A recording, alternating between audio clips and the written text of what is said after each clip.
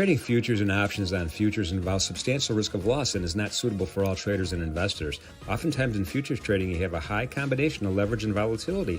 And although this could be an equation for opportunity, it's also an equation for risk. So be careful. Only fund your futures trading account with risk capital. My personal definition of risk capital is money I could afford to lose, doesn't change my lifestyle, or overly stress me out. As human beings, we make bad decisions when we're under stress, so be in a good spot. Remember, micro contracts could be friends. Take it easy on the day trade margins. You get plenty of leverage without maxing out on those day trade margins on a regular basis. We'll be taking a look at a real-time simulated live NinjaTrader trading platform today, and none of this should be construed as trade or investment advice. Past performance not indicative of future results.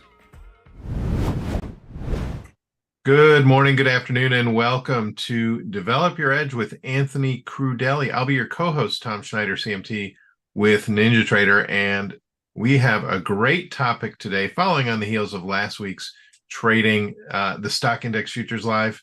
We're going to trade the energy markets live, but want to introduce, as usual, every week we do this Thursday mornings, 10:30. Special guest, Anthony Crudele. How you doing, Anthony? I'm doing great, Tom. Hope everybody's doing well out there. I'm excited for today's show, talking about trading micro energy. I think that the micro energy is probably one of my favorite ads that CME Group put in for contracts, because I think that there's so many traders out there that wanted to step into the crude oil or the natural gas realm. And it was a little intimidating because those markets, let's face it, they move quite a bit. And really a majority of the people that are trading those are going to be professionals. And so the micro energies give you an opportunity to step in and, be able to compete in that marketplace. Yeah, I think it's great with the addition of the micros, kind of following on the heels of what they've done in the stock index futures. They've made it more, accessible, if you will, for retail or new traders that want to do something different from the stock index futures. And when you said that you were going to do energy last week, you said that. I just think it's a great, next step from what you did last week, and excited to see how you're going to apply your tools and your thought processes to this market. We're doing it live. This is great. Yeah, and I want to start off with just that micro talk a little bit as well. We talked about that last week, and I got a lot of comments about how I was resonating with some of the traders on the over trading of micros. Because micros are less expensive to trade, there is a tendency to overtrade them. And that is no different from the E-mini S&P, micro E-mini S&P, I should say, to the micro crude oil or micro natural gas, which will soon be out. That's not quite yet live, but there will be a micro natural gas in the coming months. So look for that. But that is the tendency. And what I want to do again is really just take some of the simple tools that I've put forth on Develop Your Edge and show people a simple strategy to come in and step in and look at the crude oil market and how we can trade it. And today we're going to focus on the micro crude oil. It's $1 a tick. So you have your regular crude oil, which is going to be $10 a tick. And so now you're going to have $1 a tick. And once again, it's seems inexpensive because you're like, oh, it's only $1, and people just click it in and doing a lot of clicking when it comes to micros. And that's always good for the exchanges, and it's not necessarily always good for the trader. And so what I want to really showcase today is find the side that you want to trade in this market through technicals, because this is a market where fundamentals truly are in the marketplace, unlike maybe what we see in S&P and NASDAQ and some other markets. Fundamentals here are the leader. Macro is the leader. Spreads are where majority of the major players are playing. Not a ton of them are playing the front month contract. And so you have to understand that. That's why the front month contract, it can be a little bit more technical. But what's interesting about a micro versus also a big crude oil, the micro is financially settled. So you don't have to worry about that going into like, oh, I bought a crude oil and, all of a sudden now potentially do I own how many barrels of crude oil? That is not the case with the micro. It's a financially settled market. And also understand when you're trading energy markets, they have monthly expirations, unlike quarterly expirations for equities. And so there is some things that you have to do your homework on beforehand. But today, what I want to showcase is, and this is the way that I trade crude oil. I've been trading crude oil for 20 years. I don't trade it all the time. I trade it only situational.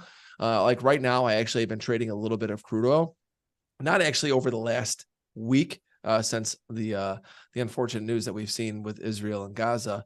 That I have not been trading since then until today, but I have been overall trading it. And I want to show you something today, which I think is really interesting, because the first thing that people are going to think about is, okay, there's war, oil should go up. Oil has not gone up since then. And that's why, I always say macro is the leader, but you also have to have technicals to prove to you that you could do something, because I don't care what your thought process is in any market. If you want to be a macro trader, very difficult to hold futures through some of these moves. So we're going to go to the charts here to start.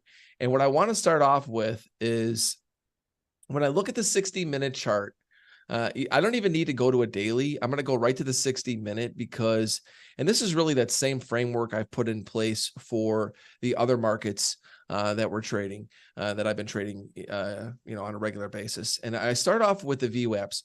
Once again, when you have a VWAP, what you want to look for is, I look at the regular trading hours. So now what's going to be different about this, and I'm going to change this here because I want to show you live.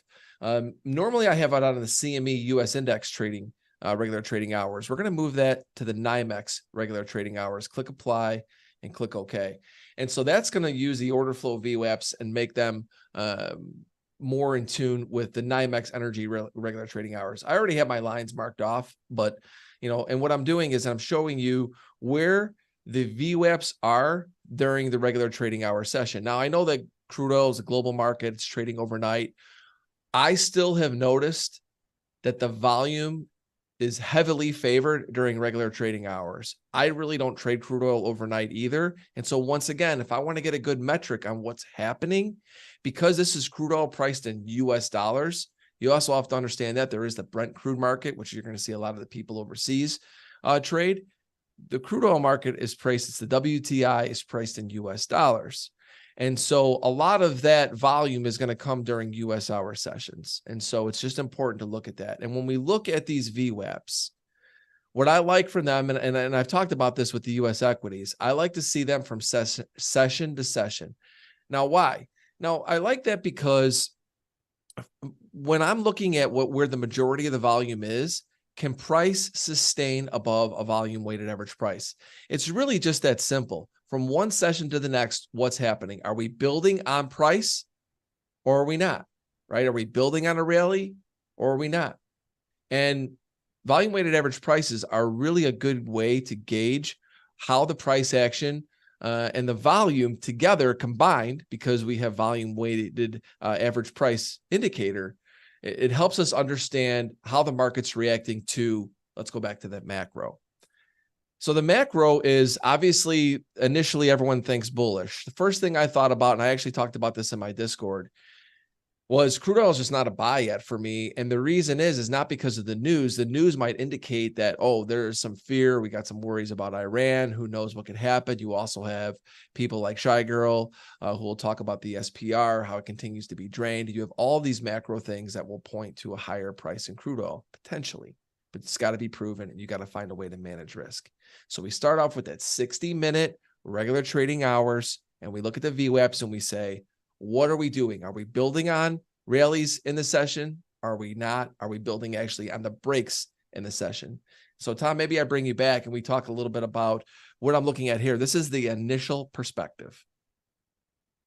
Yeah, and what I see right here, we're between 2 days worth of VWAP, right? We're between yesterday's VWAP, and 2 days ago on the upside VWAP. So the question to me is, we're trading almost right in the middle. Well, we're a little bit closer to the downside. It would seem to me, if we break yesterday's VWAP, that's a pretty bearish move. Agreed. And look at today so far, they've been building on top of it. And the VWAP right now is pretty flat from the open. We're only a couple hours in. But when you look at it, you were in between this area. And this is where a day like today gets interesting. So I look at it and say, okay, I have this boxed out area up top where VWAPs in the session were putting in some heavy volume and price tried to sustain. You saw the sell-off come in, probably squeezed out a lot of longs. If you looked at yesterday's session, the market really had quite the steep sell-off towards the end of the day. You see these two big bars here where the market really just hammered it lower. Today, you get up, you build above the prior day VWAP. Now you're kind of squeezing out the people that were either short, or the people that have been short or been long that got out are now looking to potentially build back in, right? Because it goes back to, and I think about this with energy more than any market that I trade, is because the macro backdrop is so important that you understand that price to the downside probably only has so far to go. And then once the buyers come in, what I've noticed with crude oil, it's very similar to even like a gold market. It might do nothing for a period of time. And then when it starts to build on a rally, if the macro supports it, which I think it does right now, it just builds and builds and builds and builds and builds. It become very one-way type markets. And so anytime that I see a market that is not responding the way that we would think it should in the macro, you have to really wait till those moments to where you say, okay, now price is starting to build higher.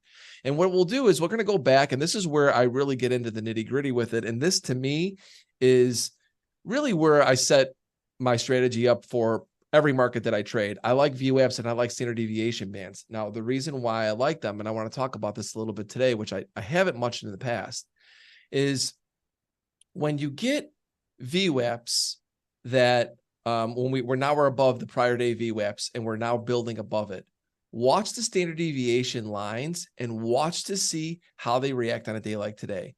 And it helps me determine the market conditions. So right now, what I see is this. You see a VWAP for today that's pretty much in that opening range. Not pretty much, it is. This is this area. Let's talk about these horizontal lines. We're boxed in from the opening 3-minute range. I've talked about that ding of that bell, the first 3 minutes.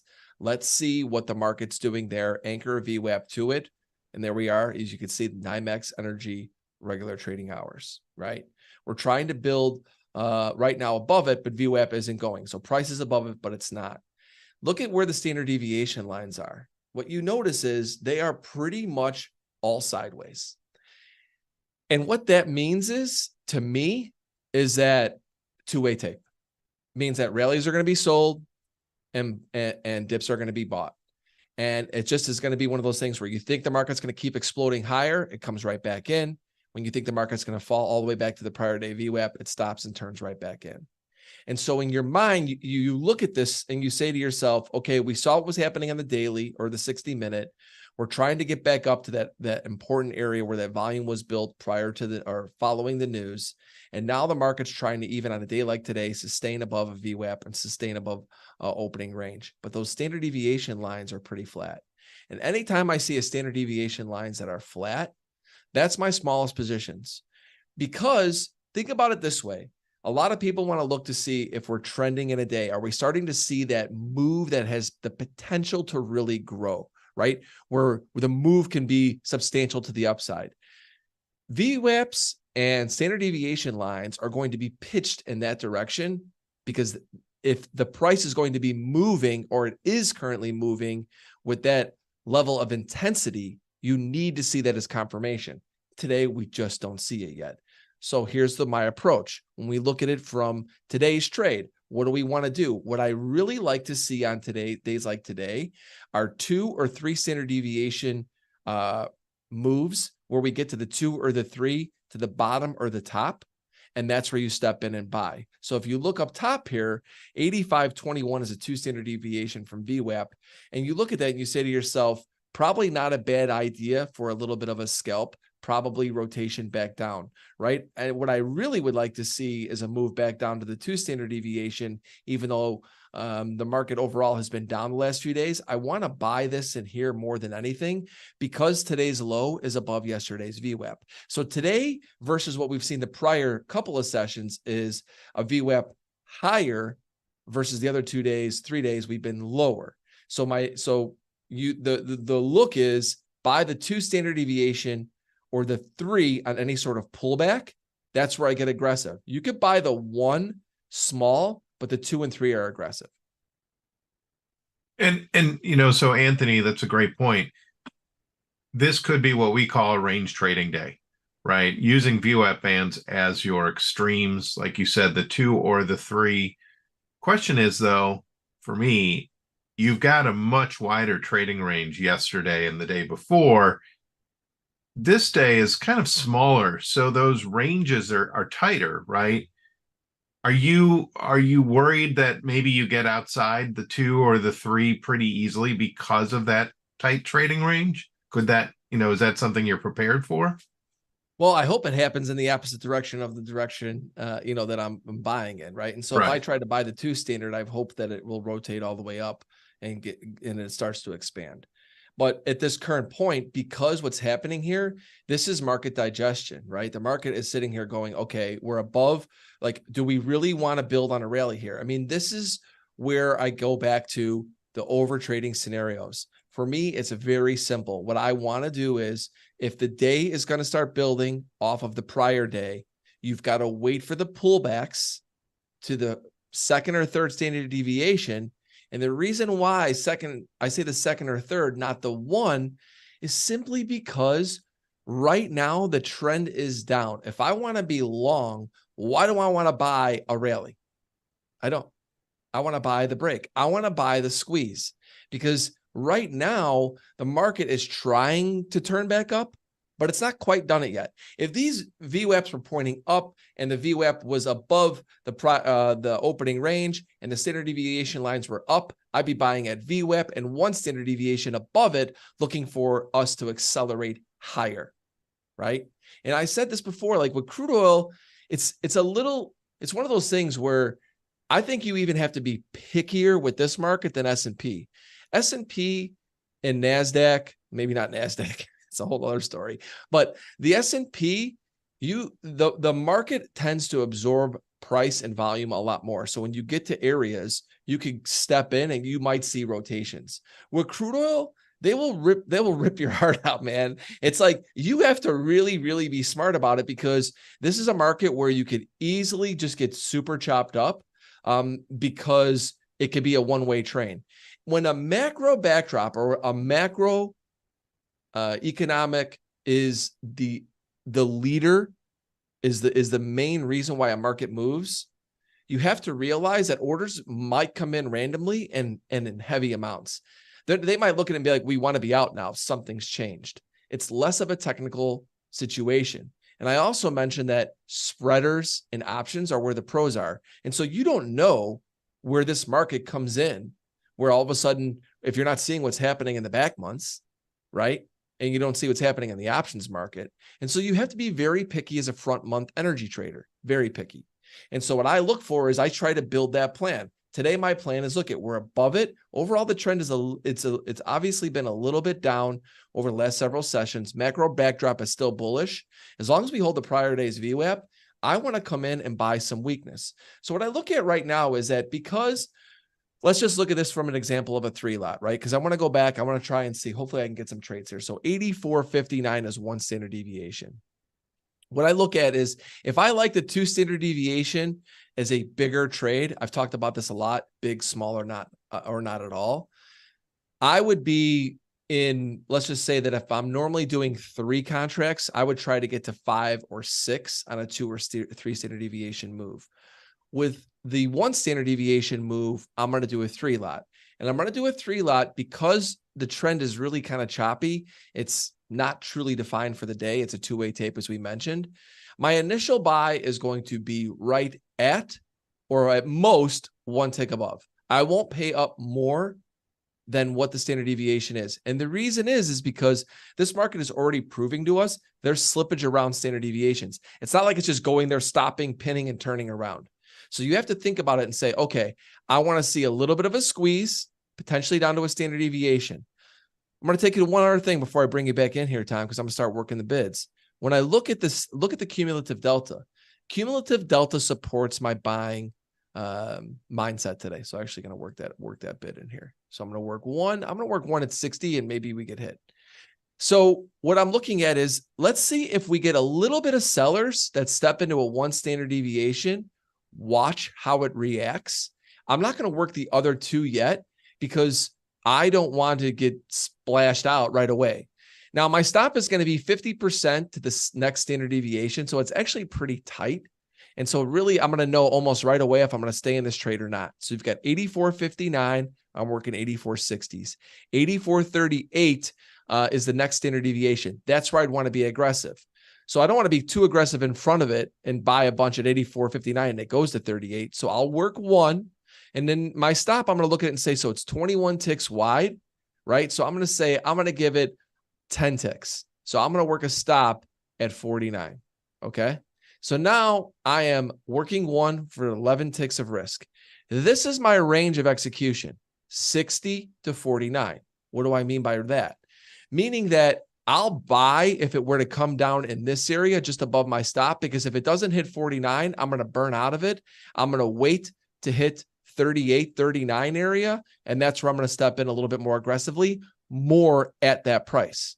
Okay. Because trend is choppy or sideways, I don't add in all at initial entry.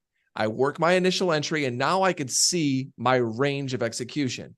Because in my mind, I'm looking at it going, buddy, you could maybe buy some 55s or 53s if they get down there, because now you've only got 4 ticks of risk, right? And that's relatively cheap. I have no problem losing 4 or 5 ticks if it comes back down in here. But I'm not going to lose 10 or 11 ticks to then ultimately buy 38, 39, right? Because it's about risk management, right? This is about execution.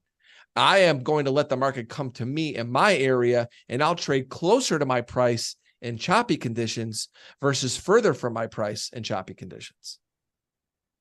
So, Anthony, you've got your trade set up here. You've got your entry and the stop for that entry placed.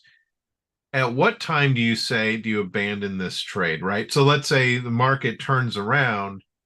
Are you looking for something where the VWAP crosses above your 3-minute opening range high level when it kind of changes? Or are you keeping those in and just hoping for a bit, a deeper retracement?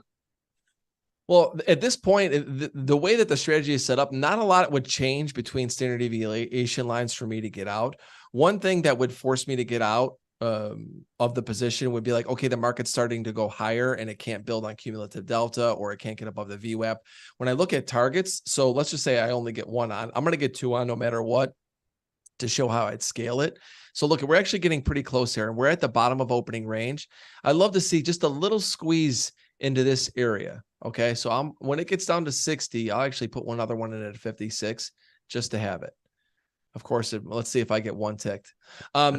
Where it goes down there and takes it and doesn't fill me. But the point is like, I'm going to get to two contracts to hopefully show where I would scale out. Nothing is going to tell me really in the market reactions that this trade is good or bad, because the market is already a 2-way tape. And so you don't want to overanalyze it. If the trend is up on the day and the standard deviations are up, okay, and then I start to look at delta. I'll look at RSI overbought. Like right now, this is just a 2-way. This is a sloppy tape. Yeah. And you have to be so disciplined to say, I am not going to pay up more. If anything, I'll pay less than what I think my entry should be, because the slippage is great, period. The slippage is great. And anytime I know that we're in a 2-way tape, I'm trading closer to stops versus further from stops. Some people would be like, well, it's going to rally. I think it's going to go up here. I think this is a good price, Deli. And I want to buy 62s or 63s. And then it rips down to 49 and it goes 60 bid. And you're like, oh my God, do I buy them again? See, for me, I could be wrong a couple of times here, catch one winner and make it back. Anytime there's a choppy tape, I'm going to say this again, you trade closer to your stop, not further from your stop, because the market's indicating that there's slippage. Why would I want to give the market more? The market's only going to take more. So you have to understand that. I mean, it's amazing how you can work the bid in a live session. They just maybe they're watching, Anthony. Maybe they're watching. They're going, yeah, at least 60 bid. Yeah, right. It's the one micro. They won't give it to me, but it goes back to looking too. There's a couple things here we'll talk about because I think I'm going to get hit on. The VWAPs are still relatively flat. They are just it's one of those things where it's no problem to go to 39 or 18. That's where I'd really want to buy. And so in a perfect world right now, we'll get hit on the 60s. Maybe I get down to 56. I work my stop. It is what it is. We'll see what happens. And then I'll start talking about hopefully the action. There it is. I'm filled now. So I'm long 1 from 60, right? And so when I look at what's changing, Delta is actually going up. So there's actually volume buying this dip. Oh, it actually came down a little bit. You actually saw quite a bit. You actually saw somebody sell quite a bit of crude oil here. Now, here's the one thing I will mention too. Even though we're trading micro crude oil, if you're looking at anything with indicators, I would use the CL contract over the MCL. Just my 2 cents, especially when it comes to volume. I want to see the volume in CL, not MCL. So now look I'm just going to buy another one just because I want to be in, and I want to do this for an example's sake. And I'll actually move this one down to 54, and I'll move my stop to total is a 49. So now I'm long 2. It says 60, but it should be a little better than that. Doesn't matter. So when we look at it, I'm going to say, okay, everything's still flat. Everything's still flat. That you saw some selling come into 1 standard deviation. Remember, I don't love 1 standard deviation because sideways tape, flat deviation bands. A rip up to my equal risk versus reward, which would be at this point, I'm risking 11 ticks, maybe, and I'm risking 5 more here.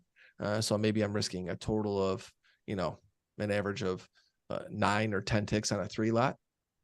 The point is that if it rips up to 71, 72-ish, and I get more than my risk reward just in front of that VWAP, I probably peel one off and just go, okay, trading around a core position. Maybe it comes back down to 60 again, right? And so I look at it and go, okay, I've got 11 ticks of risk. I'll put one up at 71. And because I've got 2 on. And the reason why I do that is because, once again, if I felt the tape was really strong, I wouldn't be working anything there. All I'm trying to do is reduce my risk in the marketplace. This thing can trade 75, 45, 25 times before it eventually goes higher. Why would I? This is part of when you see a 2-way tape. You want to get risk off. You want to trade close to your stop, and you want to burn out of half that position, and then you sit small. Because if I take 11 ticks of profit at 71 versus the 60s that I bought, now my other one, I've only got 11 ticks of risk, essentially break even, right? Of course, I can get filled worse on the stop. But for the most part, I've got very little to no risk on it. And so that's what you do when you have a 2-way tape. I'm actually glad we're able to see this, because this to me is really a perfect example of when I look at it and go, whether it's the S&P, crude oil, doesn't matter. I think it's a 2-way tape. The market's battling, small to start, add a little bit closer to my stop, try to turn out of a little bit of my position, keep my stop working. If it blips down and gets me out at 49, so be it. I watch to see the reaction at 38. If that starts to hold there and firms up, I step in with even more than my 3 lot, because at that point, now I have an area where I could even use a smaller stop, because the market might, if it holds there, it could be a really good hold. And so I could potentially trade more contracts without having a wide stop. And so, this is part of what it is being a trader, right? Is putting together a plan, and then when you look at it on the shorter term, becoming a better executor of it, never forcing any issues, allowing the market to be what it is and execute accordingly. Awesome. A lot to unpack there, but I think said very well, and shown really well on the trade ladder there, that you're using the Tradeovate ladder along with the Ninja Trader platform. So really appreciate that, and hopefully we'll see this market get up to your target. That would be great. Yeah, I mean, once again, like I said, this is what I anticipated on a day like today, because like we've talked about, and you could see, how choppy. Well, actually, you're going to get data here in a second. You're going to have data coming out, and so, obviously don't want to deal with that. But as we're closed for the day, I just hit exit market and cancel all. And so we don't want to be trading into data. I would have gotten filled on it, but nonetheless, you could see how thin the book got, and that's what happens at 11 o'clock. So hopefully you guys can take something from this session, but that's the way I look at trading micro crude oil.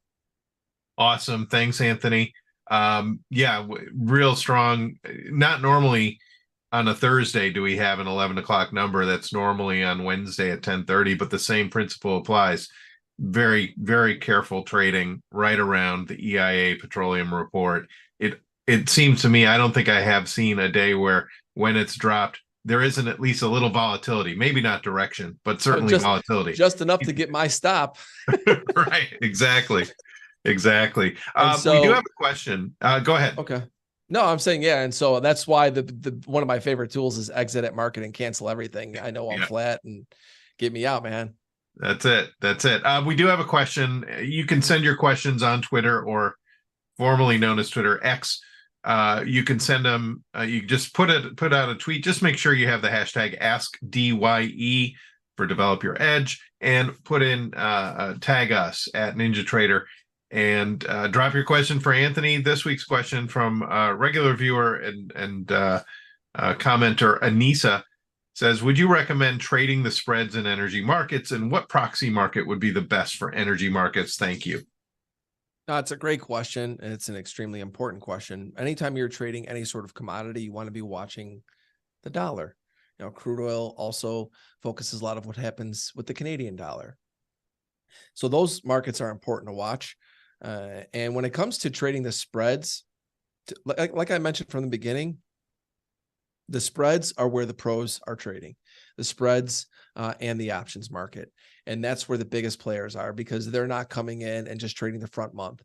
The front month is something that they're looking at very, that's not something that they're super focused on. And so spreads, that's a whole nother animal. I would look at it and say this: if you have the time to start putting in and doing the homework and how those spreads trade, I personally do not trade them.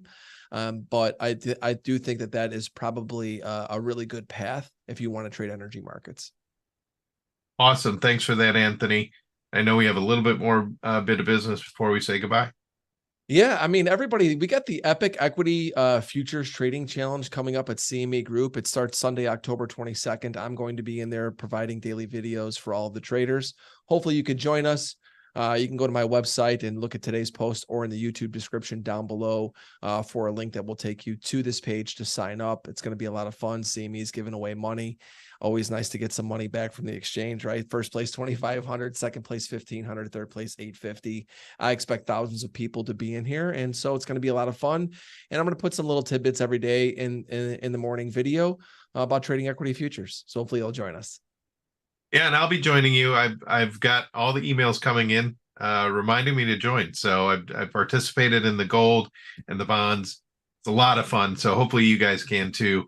All you viewers, it's going to be a great thing to do. And it's longer, right? It's longer than the gold. The gold was like 3 days. I think this is more like 5 or 6 days, right? A whole week. This is the whole week. Yeah. Looking forward to it. So thank you, Anthony. As usual, it's always a pleasure to hear what you have to say about trading. That's why we do this show. And thanks. Good to see you. Great to see you. And hopefully everybody took something from trading the micro crude oil today. Have a great day, everybody. And with that, we'll end the show. Want to remind everybody, we'll finish up the day with Mike Burke at Bars Closing. In the meantime, have a great trading day.